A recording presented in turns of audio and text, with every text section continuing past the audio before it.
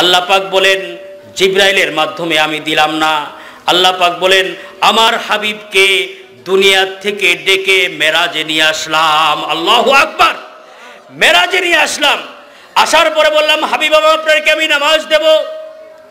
নামাজ দিলাম আপনাকে। আসসালাতু মিরাজুল মুমিনিন। বলে মেরাজের মাধ্যমে আল্লাহ পাক এই নামাজকে আমাদের আপনার জন্য নিয়ে আসছে। তো গুরুত্বপূর্ণ নামাজ। আল্লাহর নবী বলছেন প্রতিনিয়ত আমি আমার জীবদ্দশায় মেরাজ করেছি একবার, কিন্তু আমার যারা প্রকৃত উম্মত হবে, আমার যারা নামাজি উম্মত হবে, আশেক উম্মত হবে, বলে আমার উম্মতরা প্রতিনিয়ত 5 বার করে আল্লাহ পাকের সাথে মেরাজ করবে। আল্লাহু আকবার। তোমার দয়ায় বিনে প্রভু মুক্তি কোথাও নাই, আখিরাতি বান্দা মোরা তোমার দয়া চায়। ইকরা ওয়া রাব্বুকাল আকরামুল্লাযী আল্লামা বিল কলম। আল্লাহু আকবার। আল্লাহ পাক কোরআনে কারীম নাযিল সর্বপ্রথম করলেন, ও হাবিব আমার আপনি পড়ুন, আপনি পড়ুন আপনার প্রভুর নামে যে আপনাকে সৃষ্টি করেছেন। আমার ভাইয়েরা, এখান থেকে সুস্পষ্ট একটা কথা বের হয়ে আসে, ও দুনিয়ার মানুষ, লেখাপড়া ছাড়া দুনিয়ার মধ্যে মানুষ হওয়া যাবে না।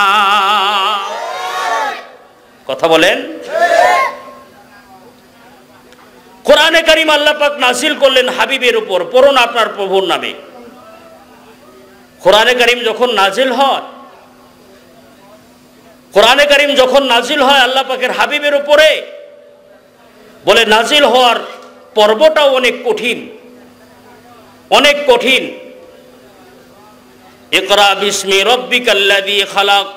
যখন আল্লাহর পাকের হাবিবের উপর কোরআন নাজিল হয়,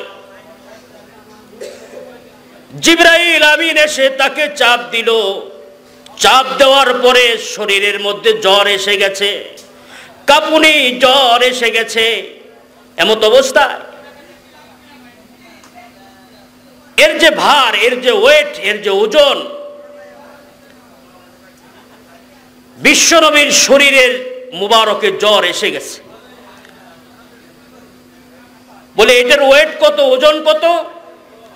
আল্লাহর নবী ঘোড়ার পৃষ্ঠে সওয়ার হইতেন, তো যখন ওহী নাজিল হইতো, কোরআন নাজিল হইতো, শরীর দিয়ে ঘাম ঝরতো এবং ওহীর ভারে ঘোড়ার চটির সাথে তার মাথা এরকম ভাবে লেগে যাইতো। ঘোড়া অনেক সময় দবাস করে জমিনের মধ্যে পড়ে যাইতো। আল্লাহু আকবার।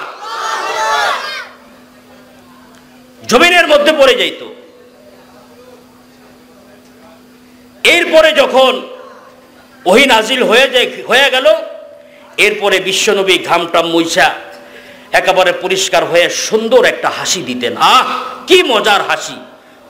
কোরআন আমার উপরে নাজিল হলো, এই আনন্দে আত্মহারা হইয়া বিশ্বনবী এটা মধুর একটা হাসি দিতেন।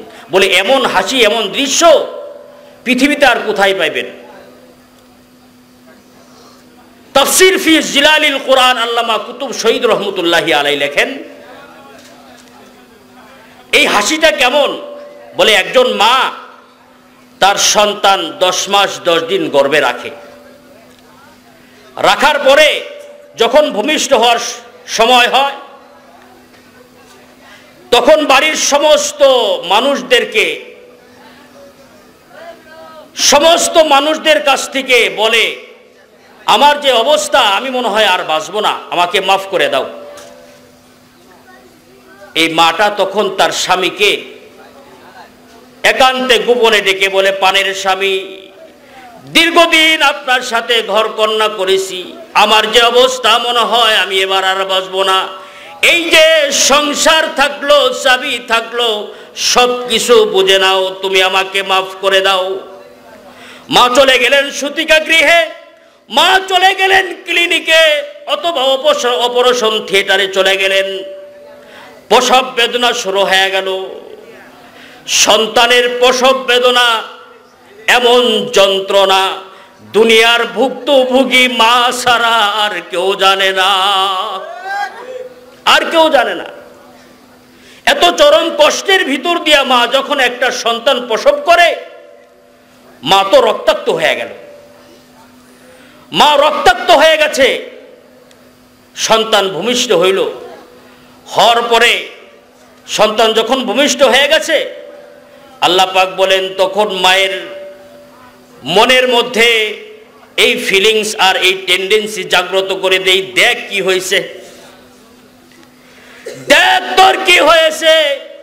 মা তখন দেখতে সাহস পায় না, এত মাস গর্ভে রেখেছে, এত কষ্টের সন্তান পৃথিবীর মধ্যে আসছে, প্রথমে দেখতে চায় না, হাতের নিচটা দেখে,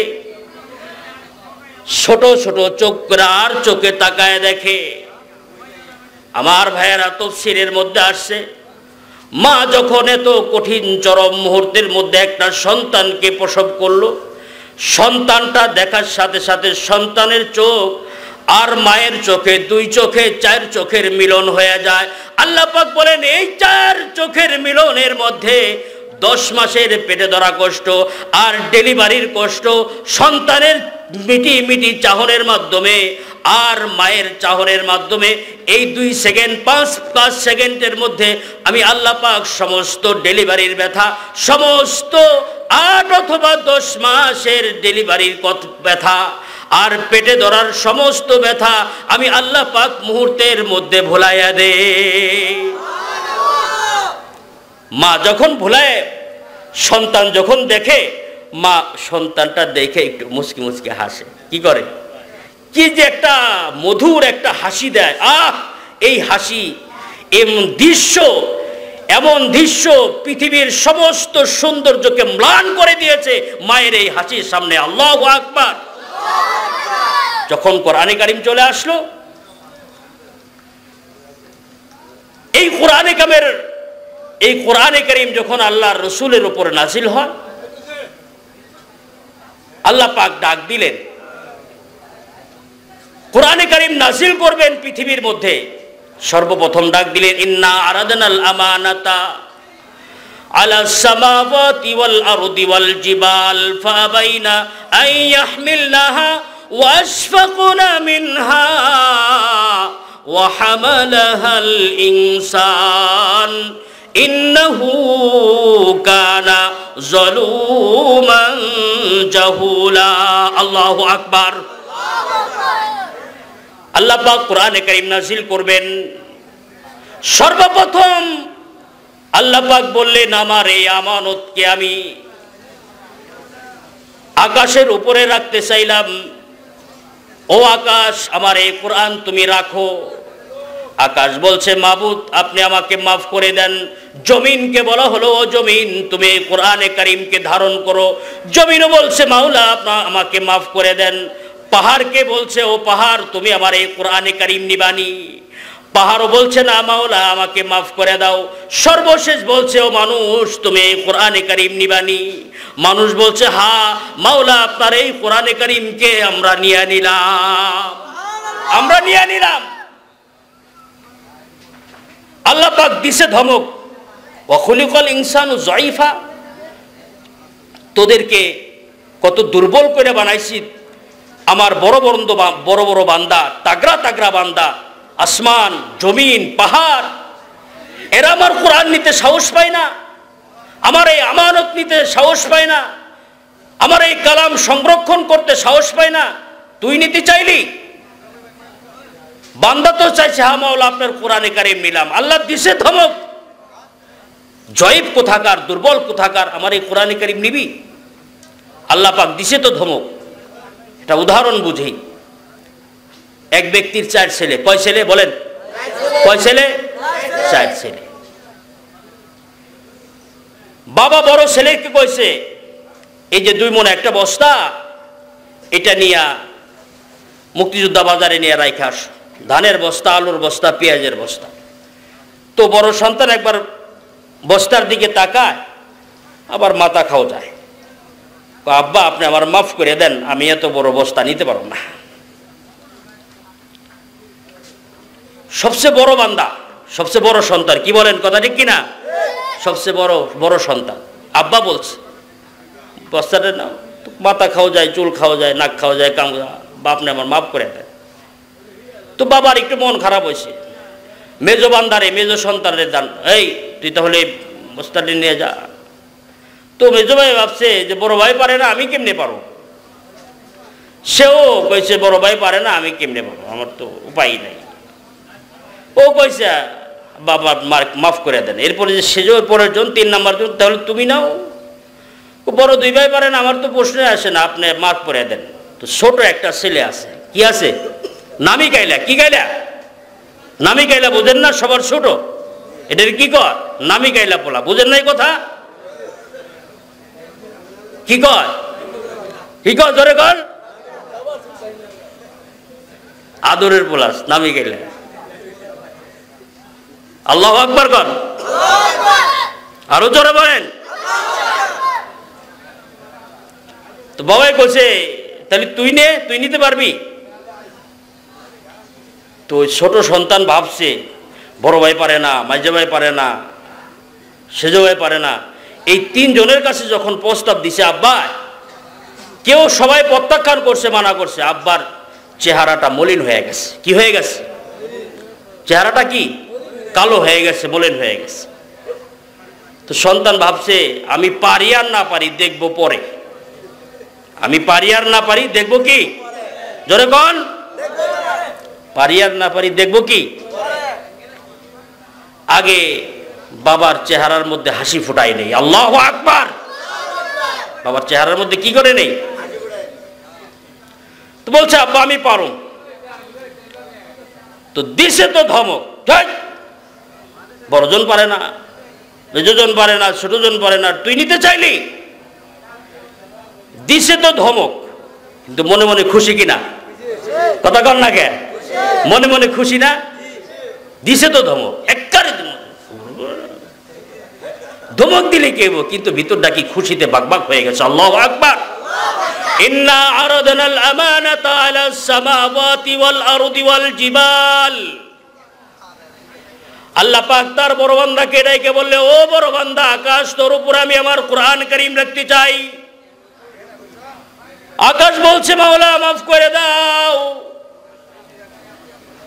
জমিনকে বলছে, ও জমিন তোর উপরে আমি আমার কোরআনে কারীমকে রাখতে চাই। জমিন বলছে মাওলা মাফ করে দাও, নিতে পারবো না। পাহাড়কে বলেছে, ও পাহাড় তোর উপরে তাহলে রাখি। পাহাড় বলে আল্লাহ তোমার এই কোরআনে কারীম যদি আমার উপরে রাখা হয়, আমি পাহাড় বিচূর্ণ হয়ে, আমি পাহাড় গলে, পাথর গলে ঝর্ণা হইয়া নদী আর নালা দিয়ে বের হয়ে যাব, তথাপি তোমার কোরআনে কারীম নিতে পারবো না। মানুষকে ডাকলো, মানুষ তুই নিবিনি। ওয়া খুলিকাল ইনসান, ও মানুষ তুই কি নিবিনি। মানুষ ভাবছে বড় বড় বান্দা পারে না, আল্লাহ পাকের কুদরতি চেহারাটা মলিন হয়ে গেছে, আমি পারি আর না পারি দেখবো পরে। আল্লাহ পাকের কুদরতি চেহারার মধ্যে আমি একটু হাসি ফোটাই এনে।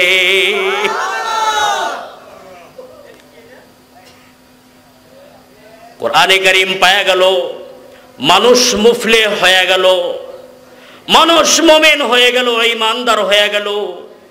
কোরআনে কারীম আসার পরে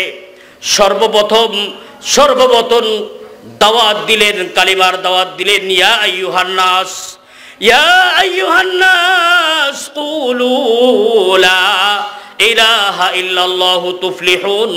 প্রকাশ্যে বিশ্বনবী মুহাম্মদুর রাসূলুল্লাহ সাল্লাল্লাহু আলাইহি ওয়াসাল্লাম দাওয়াত দিলেন, ও মানুষ তোমরা পড়ে নাও ঈমানের কালিমা, পড়ে নাও লা ইলাহা ইল্লাল্লাহ। তুমি যদি এই কালিমা পড়ে নাও, তাহলে আল্লাহ পাক ঈমানের মতো দৌলত তোমাকে দান করবে। আর ঈমানের কিঞ্চিত পরিমাণ দৌলত তোমার অন্তরের মধ্যে যদি থাকে, এই ঈমান কিঞ্চিত পরিমাণ ঈমান, সরিষা দানার ঈমান যদি তোমার অন্তরে থাকে, ঈমানের বরকতে আল্লাহ পাক তোমাকে জান্নাত দেয়া দিবে।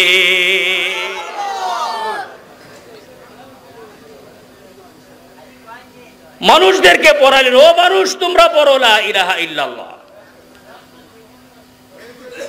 বলে ইকরার বিল লিসান, তাসদীক বিল জিনান, আমাল বিল আরকান। বলে কালিমা পড়বা, জবানে বেশি বেশি করে কালিমার জিকির করবা, তাসদীক বিল জিনান, অন্তর দিয়া বিশ্বাস করবা, আর কাজে আমাল বিল আরকান, কাজে কর্মে বাস্তবায়ন করবা। তিনটা কন্ডিশন ও বান্দা তোমার মধ্যে যদি ঈমান ওই হালতে পাওয়া যায়, আল্লাহ পাকের ওয়াদা, আল্লাহ পাকের ওয়াদা, আল্লাহ পাকের ওয়াদা, ও বান্দা তোমার এই ঈমানের কারণে আল্লাহ পাক জান্নাতে ফেরদাউস দান করে দিবে। কালিমা পড়তে হবে আল্লাহকে রাজি আর খুশি করার জন্য। আর কালিমার একমাত্র অর্থ কেবলমাত্র হতো লা ইলাহা ইল্লাল্লাহ, আল্লাহ বাদে কোনো, বলেন আল্লাহ বাদে কোনো মাবুদ নাই, আল্লাহ বাদে কোনো মাবুদ নাই। বিশ্বনবী মুহাম্মদুর রাসূলুল্লাহ সাল্লাল্লাহু আলাইহি ওয়াসাল্লাম আল্লাহর পক্ষ থেকে প্রেরিত রাসূল। এই কালিমা এটা যে কত একটা বিপ্লবাত্মক একটা স্লোগান, একটা কথা, আল্লাহ বাদে কোনো মাবুদ নাই, সব কিছু হলো গায়রুল্লাহ, সব কিছু গায়রুল্লাহ, আর একমাত্র সমস্ত করনেওয়ালা জাত হলো কে? লা ইলাহা ইল্লাল্লাহ, শাহাদাতু আল্লাহ ইলাহা ইল্লাল্লাহ। ও ভাই, ইসলামের খুঁটি, দ্বীনের খুঁটি, মুসলমানের অস্তিত্বের খুঁটি। বলে প্যান্ডেলটা কতগুলা খুঁটি দিয়েছে? বলে ইসলাম এই 5টা খুঁটির উপর ভিত্তি করেছে। এর প্রথম নাম্বার খুঁটি হলো লা ইলাহা ইল্লাল্লাহ। এটা পড়তে হবে, এবং এর মধ্যে এটা পড়ার সাথে সাথে এটা বুঝতে হবে দুনিয়ার অন্য কিছু আমি চিনি না, দুনিয়ার কোনো তন্ত্র মন্ত্র আমার কাজে আসবে না, যা কিছু আমি 2 চোখে দেখি সব এগুলো গায়রুল্লাহ, এগুলার কোনো কাজে আসবে না, একমাত্র আল্লাহ, আল্লাহ আমার সমস্ত করনেওয়ালা জাত। এটার উপরে ইয়াকিন আর বিশ্বাস করে একবার পড়ছে লা ইলাহা ইল্লাল্লাহ, ওই ব্যক্তির জন্য আল্লাহ পাক জান্নাত ওয়াজিব করে দেয়। সুবহানাল্লাহ। আল্লাহ বাদে কোনো মাবুদ নাই। আমারে খাওয়ায় কে? জোরে বলেন, আমারে খাওয়ায় কে? আমারে পালে কে? আমার বিধানদাতা কে? আমার আইনদাতা কে? আমাকে ছেলে দেয় কে? মেয়ে দেয় কে? সব কিছু যিনি করে তিনি কে? আল্লাহ। একটা কথা মনে পড়ে গেল, তাফসীর ফি জিলালিল কুরআন, আল্লামা কুতুব শহীদ খুব গুরুত্ব দিয়া তাফসীর ফি জিলালিল কুরআন আল্লামা কুতুব শহীদ রহমতুল্লাহি আলাইহি লেখেন। উনি বিখ্যাত তাফসীর লিখেছেন। এই কালিমা উনি পড়েন, এই কালিমার দাওয়াতে, কালিমার আকর্ষণে মানুষ পঙ্গপালের মতো ওনার কালিমার দাওয়াত পায়া মুসলমান হইতে আরম্ভ করল। তদানীন্তন জামানার বাদশা ছিল, তদানীন্তন জামানার বাদশা ছিল জালিম বাদশা। তো সেই বাদশা এটা উপলব্ধি করলো, আরে কালিমার দাওয়াত দিয়া সমস্ত মানুষকে মুসলমান বানায় ফেলতেছে, কুতুব শহীদকে ধরা হোক। তাকে জালেম বাদশার খানকার মধ্যে, কার্যালয়ের মধ্যে তাকে নেওয়া হলো।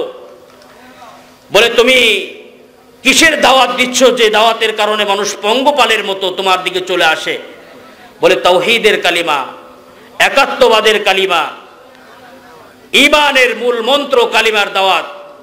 এই কালিমার দাওয়াত দেওয়ার পর মানুষ যখন তার দিকে, ইসলামের দিকে ধাবিত হইতে থাকলো, সেই জালেম বাদশা তাকে অ্যারেস্ট করেছে, তাকে অ্যারেস্ট করেছে। বলে তুমি এই কালিমার দাওয়াত বন্ধ করো, তাহলে তোমাকে ছেড়ে দেওয়া হবে, আর যদি তুমি এই কালিমার দাওয়াতের উপর অবিচল আর অটল থাকো তাহলে তোমাকে ফাঁসির কাছে ঝুলতে হবে, শুলে চড়াতে হবে। বলে কোনো আপত্তি নাই, কোনো আপত্তি নাই। আমার ভাইরা, কালিমার দাওয়াতের কারণে, কালিমার দাওয়াত দেওয়ার কারণে তাকে শুলে চড়ানো হলো, ফাঁসি হয়ে যাবে, ফাঁসি হয়ে যাবে। জেলখানার ইমাম সাহেব আসছে, জেলখানার ইমাম সাহেব আসছে। বলে কুতুব শহীদ আপনার তো ফাঁসি হয়ে যাবে। কুতুব জেলখানার জেল কোড আইন অনুযায়ী ফাঁসির যে আসামি তাকে আমরা কালেমা পড়াই, এই জন্য আপনাকে আমি কালেমা পড়াইতে আসছি। ইমাম কুতুব শহীদ রহমতুল্লাহি আলাই বলেন, ভাই তুমি কোন কালেমা পড়লা আর আমি কোন কালেমা পড়লাম? যেই কালেমা পড়ে আমার ফাঁসি হয়ে যায়, আর তুমি কালেমা পড়ছো, বলে তুমি আমাকে কালেমা পড়াও, বলে তোমার কি দেয়? বলে সরকারে আমার গাড়ি দিছে, বাড়ি দিছে, বাসা দিছে, ইত্যাদি ইত্যাদি সব সুযোগ সুবিধা তোমারে দিছে। বলে এটাই তো বুঝতেছি না, যেই কালেমা পড়ে আমার ফাঁসি হয়ে যায়, আর সেই কালেমা পড়ার কারণে তোমার সরকারে এত সুযোগ সুবিধা দেয়, ঘটনা কি? তো দুঃখ করে ইমাম সাহেব বলছিল, ও কুতুব শহীদ, এটা বুঝেন না? বলে অবশ্যই বুঝি। বলে বলেন? বলে আমি তো সরকারি কালিমা পড়ছি। কি কালিমা? কি কালিমা? বলে আমি তো সরকারি কালিমা পড়ছি, আর আপনি পড়েন দরকারি কালিমা। আপনার দরকারি কালিমা, এই জন্য আপনাকে ফাঁসির কাস্টে জ্বলতে হয়।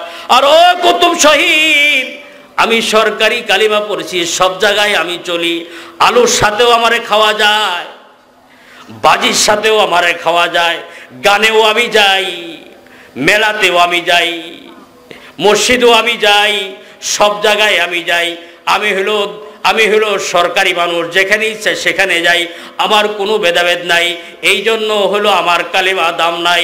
এই জন্য আপনি কালিমা পড়েছেন, আল্লাহ পাকের উপরে বিশ্বাস করেন, সমস্ত দুনিয়ার কুফরি শক্তিকে আপনি অবজ্ঞা করে আপনি একবার পড়েছেন লা ইলাহা ইল্লাল্লাহু মুহাম্মাদুর রাসূলুল্লাহ।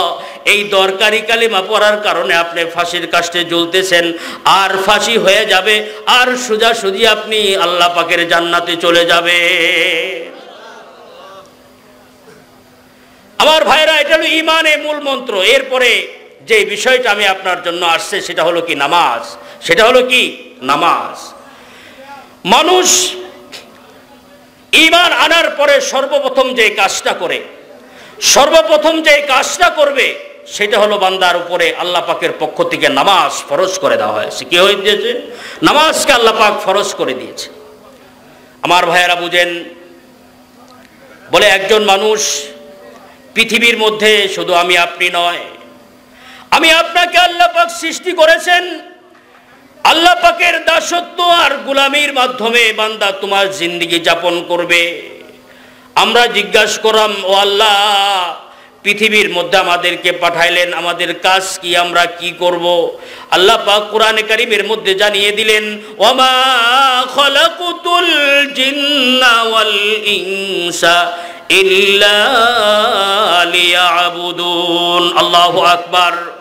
ও মানুষ দুনিয়ার মধ্যে থাকবে, আমি আল্লাহ পাকের দাসত্ব করবে, গোলামি করবে, আর এর মধ্যে তোমার সফলতা, এর মধ্যেই তোমার কামিয়াবি। এই জন্যই তোমাকে আল্লাহ পাক সৃষ্টি করেছি। আমার ভাইয়েরা, এই জন্য দেখা যায় পৃথিবীর মধ্যে একমাত্র মানুষ ইবাদত করে আল্লাহ পাকের, আর সর্ব অবস্থায় ইবাদতের একমাত্র সুন্দর নিয়ম, আল্লাহ পাকের কাছে একমাত্র মৌলিক ইবাদত হলো বান্দার পক্ষ থেকে নামাজ। বান্দার পক্ষ থেকে নামাজ। আল্লাহ পাকের দরবারে বান্দা নামাজের মাধ্যমে তার গোলামি প্রকাশ করবে। এই জন্য দেখা যায় মানুষ যখন নামাজের মধ্যে দাঁড়ায়, বলে কানের মধ্যে হাত দেয়। কি দেয়? কানের মধ্যে হাত দিয়া এরকম ভাবে তাকবীরে তাহরিমা বেঁধে নামাজের মধ্যে আসামির মতো দাঁড়িয়ে যায়। বলে একজন রিক্সাওয়ালা, ঠেলাওয়ালা, কুলিওয়ালা, কৃষক, শ্রমিক, সাধারণ মানুষ, সর্বস্তরের মানুষ একই কায়দায় নামাজের মধ্যে দাঁড়ায়। বলে কে ধনী, কে গরিব, কে ছোট লোক, কে বড় লোক, এটা দেখার কোনো সময় নাই।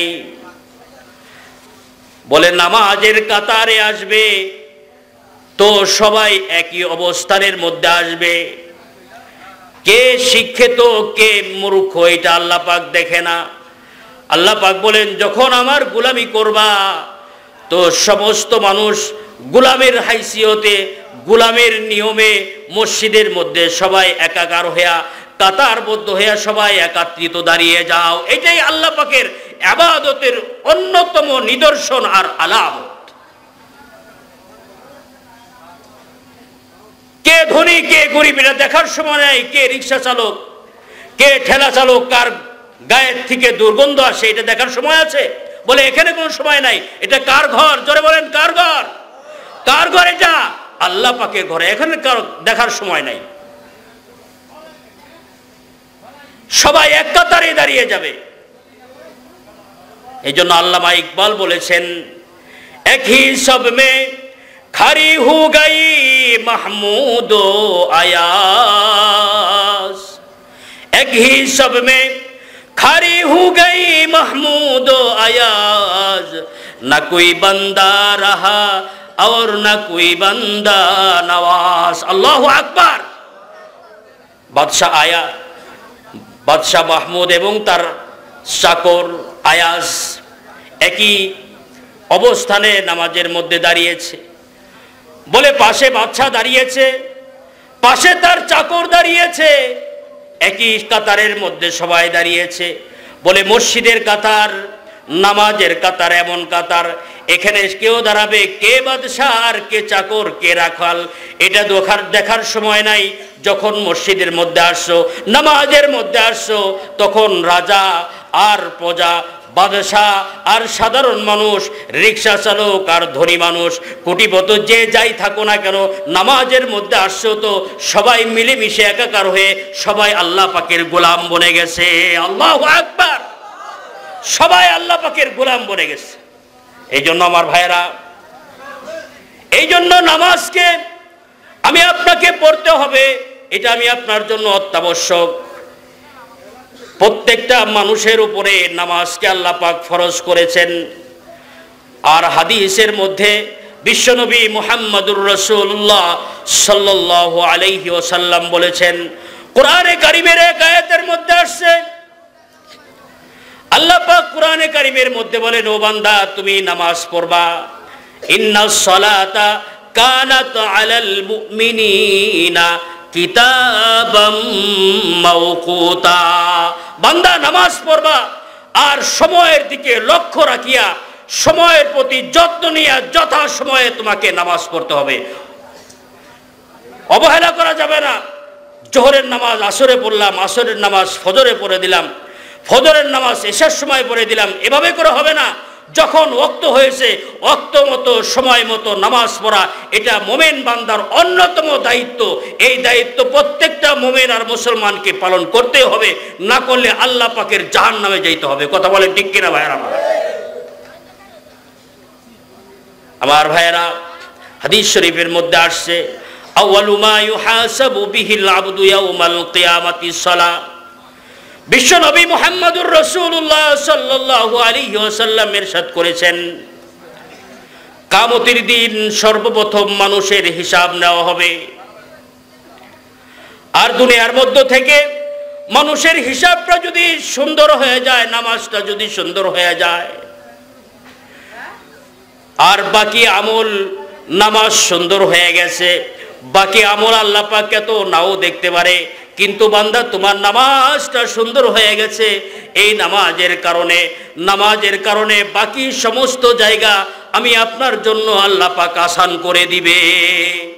এই জন্য সর্বপ্রথম বান্দার নামাজের হিসাব লওয়া হবে। আমার ভাইরা, এই জন্য দেখা যায় পৃথিবীর মধ্যে যে সমস্ত বান্দারা নামাজ পড়ে, যে সমস্ত বান্দারা নামাজ পড়ে আল্লাহ পাকের হুকুম মানে আর নবীর তরিকার মধ্যে চলে, নামাজটা তার যথাসময় আছে, সে ব্যক্তি কোনোদিন ফাহেসা, সে ব্যক্তি কোনোদিন গর্হিত নিন্দনীয় কাজ করতে পারে না। কথা বলেন ঠিক কিনা? উতলু মা উহিয়া ইলাইকা মিনাল কিতাব, উতলু মা উহিয়া ইলাইকা মিনাল কিতাবি ওয়া আকিমিস সালাহ, ইন্নাস সালাতা তানহা আনিল ফাহশাই ওয়াল মুনকার ওয়ালাযিকরুল্লাহি আকবার ওয়াল্লাহু ইয়ালামু মা তাসনাউন। আল্লাহ পাক বলেন, যথা সময় তোমার যদি নামাজটা হয়, তাহলে একজন নামাজি মানুষ কোনোদিন সে ফাহেসা কাজ করতে পারে না, গর্হিত কাজ করতে পারে না, নির্লজ্জপনা করতে পারে না, বেহায়াপনা কাজ করতে পারে না। কারণ এই নামাজ তার সমস্ত ফাহেসা এবং সমস্ত খারাপ থেকে এই নামাজ তোমাকে হেফাজত করবে। আল্লাহু আকবার। এই জন্য এটা দেখা যায় যে ব্যক্তি নামাজ পড়ে, আল্লাহ পাকের হুকুম যে ব্যক্তি মানে, বলে এই ব্যক্তি যত বড় স্থানে থাকুক না কেন, যত জায়গায় থাকুক না কেন, বলে এই ব্যক্তির দ্বারা কোনো গর্হিত কোনো নিন্দনীয় কাজ তার দ্বারা হয় না। কারণ কি? নামাজ তার জন্য প্রতিবন্ধক হয়ে দাঁড়ায়। এটা বাস্তব সত্য কথা, এটা বাস্তব এবং চিরন্তন সত্য কথা।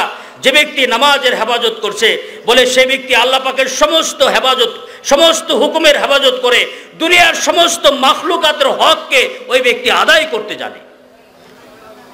বলে এই ব্যক্তির দ্বারা সুদ খাওয়া লাগবে না, সুদের টাকা সে ব্যক্তি খাবে না, ঘুষের টাকা সে ব্যক্তি খাবে না, পরের মাল তসরফ করবে না, এতিমের মাল সে ভক্ষণ করবে না, মানুষের সাথে ধোঁকাবাজি করবে না, মানুষের আইল ঠেলবে না, মানুষের সাথে অসামাজিক কোনো কাজ করবে না। বলে কেন? বলে নামাজ তার সমস্ত ফাহিশা কাজ থেকে নামাজ বিরত রাখে। আল্লাহু আকবার। এটা হলো নামাজের বদৌলতে মানুষ। এই জন্য আমরা এটা প্রতিজ্ঞা করি, আজকে এটা আমরা এরাদা করি, ইচ্ছা করি, আল্লাহ পাক যতদিন আমাদেরকে হায়াতের জিন্দেগিতে বাঁচিয়ে রেখেছে, যদি সুস্থ থাকি, সুস্থ অবস্থায় প্রত্যেকটা মানুষ মসজিদে এসে জামাতে নামাজ আদা করব। রাজি আছি ইনশাআল্লাহ? কে কে রাজি আছি একটু হাত তুলে দেখায়। নারে তাকবীর।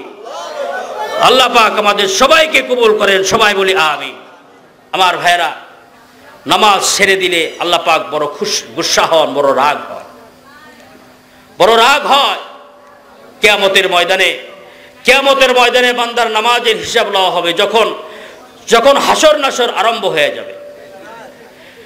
যখন হাসর নাসর আরম্ভ হয়ে যাবে, আল্লাহ পাক হাসরের ময়দানে আমি আপনাকে ডাকবে।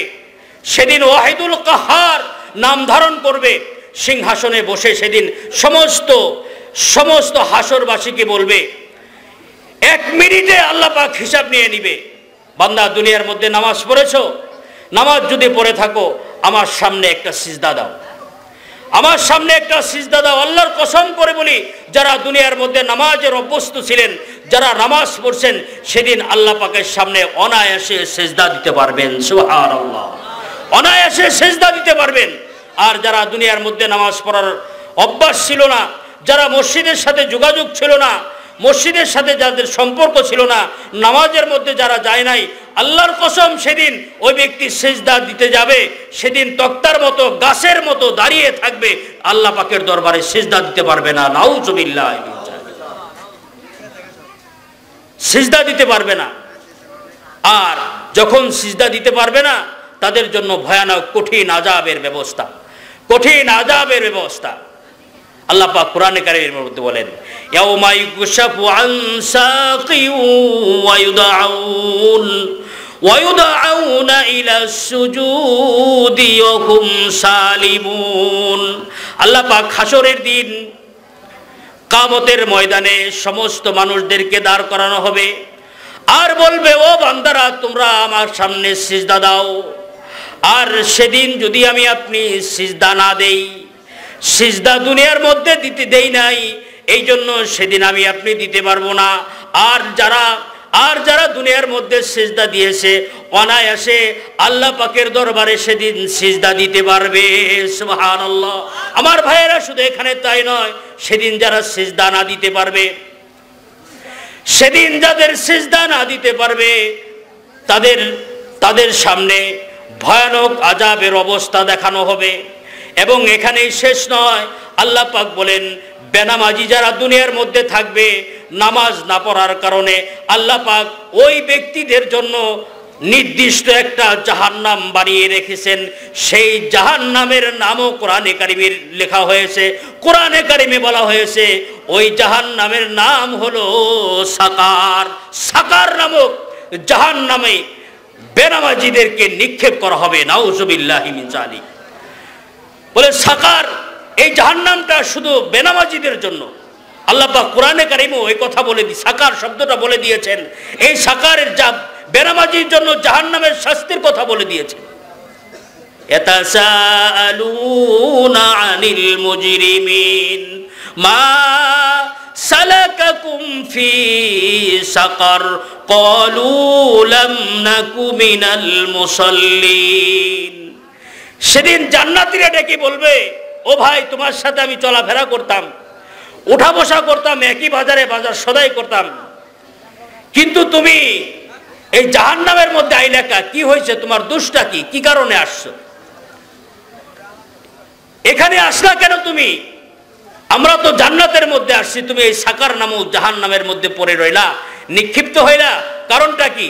সেদিন সেই জাহান্নামী বলবে, ক্বালু লাম নাকু মিনাল মুসাল্লিন ওয়া লাম নাকু নুতঈমুল মিসকিন ওয়া কুন্না নাখুদু মাআল খাইদিন। আল্লাহু আকবার। বলে দুনিয়ার মধ্যে আমরা অনেক কাজ করেছি, অনেক হুকুম মেনেছি, আবার অনেক হুকুম মানি নাই। এর মধ্যে যে সমস্ত হুকুমগুলা মানি নাই, এর মধ্যে অন্যতম একটা হুকুম হলো ক্বালু লাম নাকু মিনাল মুসাল্লিন। তোমরা ভাইরা নামাজ পড়তা, আমাদের সামনে যা তোমরা নামাজ পড়তা, কিন্তু তোমাদের নামাজে যাওয়া দেখে আমরা মিটিমিটি করে হাসতাম, আর টিটকারি মারতাম, আর ক্রিটিসাইজ করতাম। আমরা এই কারণে সাকার নামক জাহান্নামের মধ্যে নিক্ষিপ্ত হয়েছি। নাউজুবিল্লাহ। এই জন্য তোমরা নামাজে যাইতা, কিন্তু আমরা নামাজে যাইতাম না, আমরা শুধু চায়া চায়া দেখতাম, আর কি টিটকারি মারতাম। আমার ভাইয়েরা, শুধু এখানেই নয়, আপনার বাড়িতে একটা গরু পালেন, একটা গরু আপনার বাড়িতে পালেন, এই গরুর থেকে আপনি দুধ দহন করেন, দুধ ওলান থেকে আপনি এটাকে নেন, সংরক্ষণ করেন। এই দুধটা আপনি খান অথবা বিক্রি করেন। এই গাভীটাও প্রতিদিন সকালবেলা উঠে আল্লাহ পাকের দরবারে বলে, তাফসীরের মধ্যে আসছে, ওয়ালাম নাকু নুতঈমুল মিসকিন ওয়া কুন্না নাখুদু মাআল খাইদিন। জাহান্নামে কেন আসলাম? সেদিন পশুরাও আমার জন্য আল্লাহর পাকের কাছে বলে, আল্লাহ, আমাকে তার বাড়ি তুমি রাখছিলা, আল্লাহ তুমি আমাকে গাভী বানাইছিলা, সময় মতো আমার ওলানের মধ্যে তোমার নিয়ামত দিয়েছো, দুধ দিয়েছো। আমার মালিক সে খায় এবং বিক্রি করে, এবং কি আমার কলিজা শিরা, নার শিরা, আমার বাচ্চাটা আমি ভূমিষ্ঠ করছি। আমার এই জালেম মালিক এই বাছুরটারে বাইদে আর এক জায়গায় রেখে দেয়। কথা বলেন ঠিক কিনা? আর এক জায়গায় রেখে দেয়। সারা রাত্র আমার সন্তানের জন্য, আমার বাচ্চাটার জন্য আমার কলিজাটা দরফর করে। আমার কলিজাটা মানায় না আমার বাচ্চাটা আমার কাছে আসবে, আমার দুধ খাবে, এটা আমার মনে চায়। কিন্তু আল্লাহ, এই জালিম মালিক আমার সন্তানটা আমার কাছ থেকে সরাই নিয়েছে, আমাকে আলাদা বাইদা রাখে, আমার দুধটা আমার বাছুরকে খাইতে দেয় না। এটা সকালবেলা এটা একেবারে পুরা কাঁচায়া এটা সম্পূর্ণ দহন করে এবং নিজে খায়, সে বাজারে বিক্রি করে। আল্লাহ, তোমার এই রাস্তা দিয়া কত নামাজি যায়, আমার মধ্যে আল্লাহ তুমি নিয়ামত দিয়েছে দুধ, আমার মালিকে খায়। কত মানুষ এখান দিয়ে নামাজে যায়, আমার এই মালিকটা একদিনও মসজিদে যায় তোমার একটা সেজদা দেয় না, একটাও সেজদা সে দিল না। আল্লাহ, তোমার কাছে আমার একটা বিচার, আমার একটা নালিশ। আল্লাহ, আগামীকাল যখন আমার পায়ের নিচে মাথা দিয়ে যখন দুধটা দহন করতে আইব, তোমার শুকর আদায় করে না, তোমার একটা সিজদা দেয় না, তোমার একবার ডাক দেয় না, আমার দুধগুলা সব খায় বা আবার বিক্রি করে। আগামীকাল যখন দুধ দহন করার জন্য আমার পায়ের নিচে আসব, আল্লাহ এমন একটা লাত্তি দিব, লাত্তি দিয়া দুধ খাওয়ার স্বাদ মিটাই দিব। কথা বলেন ঠিক কিনা ভাই? আল্লাহ পাক ডাক দিয়ে বলেন, ও গো আমার গাবি, একটু ধৈর্য ধর, সবর কর, বিচারের কাজটা আমি আল্লাহ পাকের হাতে ছাইরে দে, বিচারের কাজটা তুই নিস না, তোকে লাত্তি উষ্টা দিয়া আমার বান্দারে তুই ক্ষতি করিস না, তুই বিচারের দায়িত্বটা আমাকে দিয়ে দে, দেখবি আমি কি বিচারটা করি।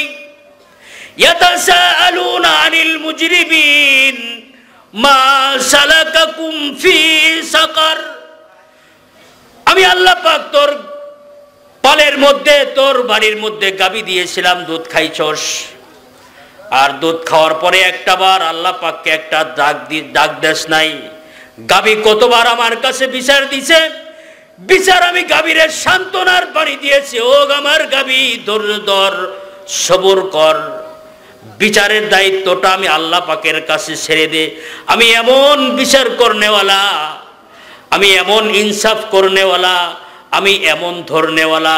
ইন্না বাতশা রাব্বিকা লাশাদীদ, আমার ধরা এমন ধরা হবে। ইয়াতাসালুনা আনিল মুজরিমিন মা সালাকাকুম ফি সাকার ক্বালু লাম নাকু মিনাল মুসাল্লিন। সেদিন জাহান্নামী বলবে তুমি আইছো কি লাগা? বলে আল্লাহ পাকের নিয়ামত খাইছি, নিয়ামতের শুকরিয়া আদায় করি নাই, এই জন্য তোমাদের সাথে জাহান্নামী হয়েছি। আমার ভাইরা, আর কি করছো? নামাজ পড়ি নাই। আর কি করছো? এতিমদেরকে খানা দেই নাই, বস্ত্রহীনদেরকে বস্ত্র দেই নাই। এই যে শীতের সিজন, আমি আপনি ল্যাব খাতা দিয়া কত সুন্দর করে থাকি। রেল স্টেশনে যায় দেখেন, বাস স্ট্যান্ডে যায় দেখেন, অত অগণিত অসংখ্য মানুষ শীতের জন্য যন্ত্রণায় সময় পার করতেছে। একজন মানুষ আর একজনের উপরে শুয়ে আর একজনকে দেয়া উপরে রাইখা শীত নিবারণ করতেছে। বলে এ সমস্ত এতিম দুস্থদেরকে একবেলা খাবার দেয় নাই, কাপড় দেয় নাই, তাদের বস্ত্র দেয় নাই, তাদের মাথায় একবার হাত বুলায় দেয় নাই। এই কারণে আল্লাহ পাক আমাদেরকে জাহান্নামে পাঠাইছে, নাউজুবিল্লাহ। আমার ভাইরা, শুধু তাই নয়, আল্লাহ পাক সাথে সাথে বলবে নামাজ না পড়ার কারণে ফেরেশতা নিযুক্ত করা হবে। ফেরেশতা যায়া ও সমস্ত বান্দাদেরকে ধরবে, ও সমস্ত বান্দাদেরকে যায়া ধরবে। তাদেরকে এমন ভাবে ধরা হবে যেন যেন পুলিশ চোরকে যেভাবে পাকড়াও করে। খুযুহু ফাগাল্লু সুম্মাল জাহিমা সাল্লু সুম্মা ফি সিলসিলাতিন দারউহা সাবউনা দিরাআন ফাসলুকু। আল্লাহু আকবার। আমার ভাইরা, আল্লাহ পাক ফেরেশতাদেরকে বলবো, ও ফেরেশতারা নামাজ পড়ে নাই, কাজ করো, খুজু তাদেরকে ধরো, ফাগুল্লু গলার মধ্যে বেরি পরায় দাও, সুম্মাল জাহিমা সাল্লু, আর তাদেরকে টেনে হেসড়ে হেসড়ে উক্তা করে জাহান্নামে নিক্ষিপ্ত করো, নাউজুবিল্লাহ। আমার ভাইরা, এই জন্য বলি, পৃথিবীর মধ্যে থেকে একমাত্র আল্লাহ পাকের দাসত্ব আর গোলামি করার অন্যতম দল হলো নামাজ। এই জন্য আজকে এই মাহফিল থেকে আমরা ওয়াদা করি, আল্লাহ পাক যতদিন বাঁচিয়ে রাখে কোনোদিন নামাজকে কাজা দেব না। আল্লাহু আকবার। আল্লাহ পাক আমাদের সবাইকে তৌফিক দান করে, সবাই বলি আমিন। নামাজ পড়তে হবে জামাতের সাথে। কিসের সাথে ভাই? জামাতের সাথে নামাজ পড়তে হবে। আমি আপনার আকাঙ্ক্ষা থাকতে হবে জামাতে নামাজটা আমাকে আদায় করতে হবে, যেভাবেই হোক আমি জামাতের মধ্যে যাব। একা একই নামাজ পড়া হয় না। আমার ভাইয়েরা, আল্লাহ পাক বলেন, যখন একজন মানুষ নামাজে দাঁড়ায়, ওই ব্যক্তি আমার কাছাকাছি হয়ে যায়। কি হয়ে যায়? আমার নিকটবর্তী হয়। আল্লাহ পাক বলেন, বান্দা ওয়াসজুদ ওয়াক্তারিব, সেজদা দাও আর আমি আল্লাহ পাকের নৈকট্য প্রাপ্ত হয়ে যাও। সুবহানাল্লাহ। সেজদা দাও তো আল্লাহ পাকের নৈকট্য প্রাপ্ত হয়ে যাও। এই জন্য আল্লাহ পাক বলেন, বান্দা যখন নামাজের মধ্যে দাঁড়ায়, ওই বান্দা আমি আল্লাহ পাকের সাথে কথা বলতে থাকে। আল্লাহু আকবার। ওই ব্যক্তি আমি আল্লাহ পাকের সাথে কথা বলতে থাকে নামাজের মধ্যে দাঁড়ায়া। আর নামাজের মধ্যে দাঁড়ায় আমরা কি পড়ি এটাও তো আমরা বুঝি না। নামাজের মধ্যে দাঁড়ায় পড়ি আলহামদুলিল্লাহি রাব্বিল আলামিন। বান্দা যখন নামাজের মধ্যে দাঁড়ায় আলহামদুলিল্লাহি রাব্বিল আলামিন বলে, আল্লাহ পাক বলেন হামিদানি রব্বি, আমার বান্দা আমার প্রশংসা করেছে। আবার বান্দা যখন বলে আর রহমানির রহিম, আল্লাহ পাক বলেন মজ্জাদানি আবদি, আমার বান্দা আমার বরত্বতা প্রকাশ করেছে। আবার বলে যখন আর রহমানির রহিম মালিক ইয়াউমিদ্দিন, আসনা আলাইয়া আবদি, ও বান্দা সে আমার প্রশংসা করেছে, আমার গুণ কীর্তন করেছে। এরকম ভাবে প্রত্যেকটা আয়াতের সাথে সাথে আল্লাহ পাক আমি আপনার কথার উত্তর দিতে থাকে। সুবহানাল্লাহ। এই জন্য বান্দা যখন নামাজের মধ্যে দাঁড়ায় তো কোরআনে কারীম তেলাওয়াত করে তো আল্লাহ পাকের সাথে ডাইরেক্ট কথা হয়ে যায়। আল্লাহু আকবার। तुम सब गोई हमदम गोई तुम साज नहीं है, बाती तू है हरदम मगर आवाज नहीं है, बाती तू है हरदम मगर आवाज नहीं है। বলে কোনো ব্যক্তি যদি আল্লাহ পাকের সাথে কথা বলতে চায় তাহলে ওই ব্যক্তি নামাজের মধ্যে দাঁড়াক, নামাজের মধ্যে দাঁড়াবে তো ওই ব্যক্তি আল্লাহ পাকের সাথে বিনা আওয়াজে কথা হয়ে যাবে। সুবহানাল্লাহ। বিনা আওয়াজে আল্লাহ পাকের সাথে কথা হয়ে যাবে। মার ভাইরা, এই জন্য এই নামাজ অনেক গুরুত্বপূর্ণ ব্যাপার। এত গুরুত্বপূর্ণ এই জন্য দেখা যায় আল্লাহ পাক দুনিয়ার মধ্যে বিশ্ববাসীর জন্য, মানুষের জন্য সমস্ত হুকুম আহকাম রসুলকে জানাইছে জিব্রাইলের মাধ্যমে। জিব্রাইলের মাধ্যমে রসুলকে জানানো হয়েছে এই যে হজ দিলাম, জাকাত দিলাম, রোজা দিলাম, আরো যে সমস্ত হুকুম আহকামগুলা বলা আছে এগুলো সব জিব্রাইলের মাধ্যমে আল্লাহর রসুলের কাছে দেওয়া হয়েছে। কিন্তু যখন নামাজের